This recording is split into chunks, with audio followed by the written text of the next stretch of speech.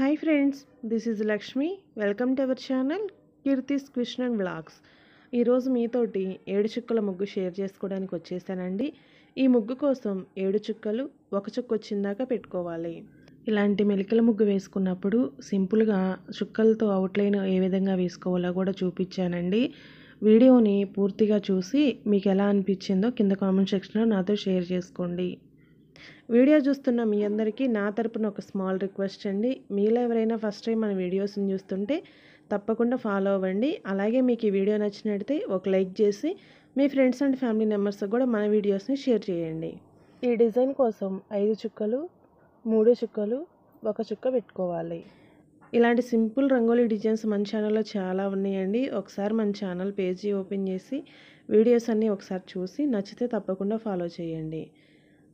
అలాగే మీకు ఇంకా ఎలాంటి రంగోలీ డిజైన్స్ కావాలన్నా కింద కామెంట్ సెక్షన్లో అడగండి. ఆ వీడియో చేయడానికి తప్పకుండా ట్రై చేస్తాను.